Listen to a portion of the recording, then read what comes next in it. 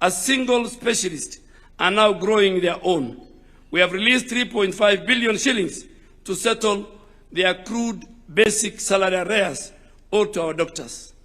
Under your direction, we are employing 5,000 additional nurses and midwives are being recruited.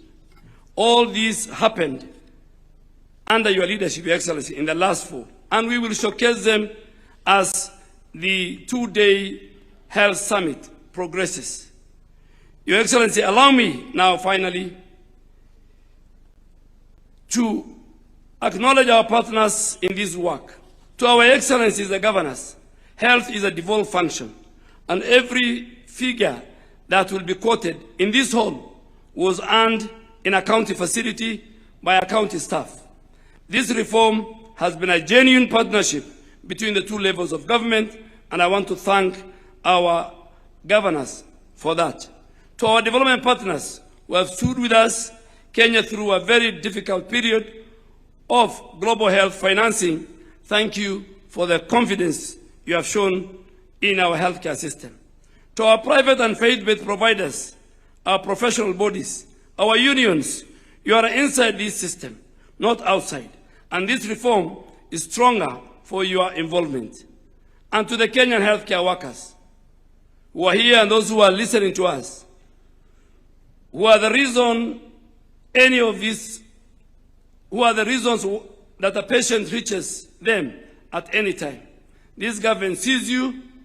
Tomorrow, this summit devotes an entire plenary to your future.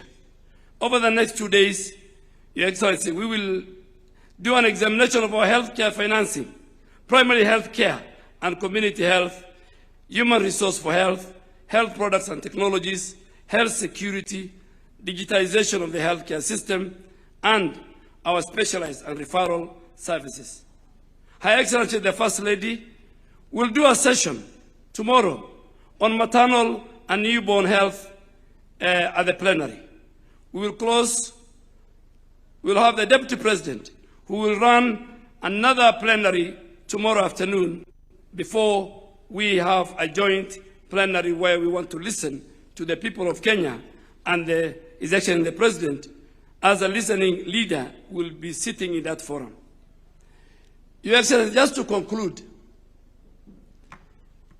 tonight we have the Town Hall Health Summit, and we want to answer all the questions. We want to answer all the questions concerning the health care system in Kenya.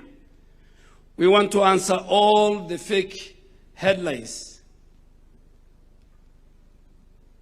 for 4 hours.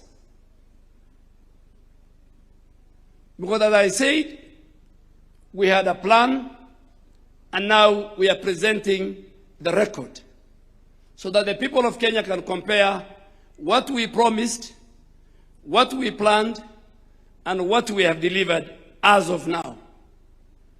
To Your Excellency, and more important, is in that healthcare at a health summit town hall tonight, we will have testimonials from the stakeholders, what our unions see in terms of healthcare workforce reform, our patients, professional associations like Kenya Medical Association, and many others.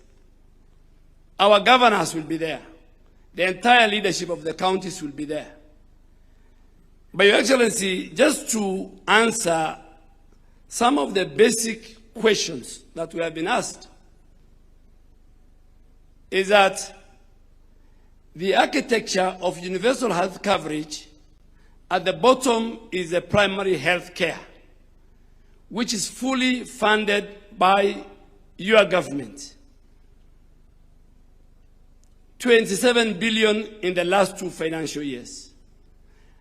19 billion in this financial year. Why do we invest in primary health care? We invest in primary health care because 70% of the disease burden in our country is at the primary health care. And Your Excellency, with those many, many remarks, it's my honor and duty to invite the Speaker of the National Assembly,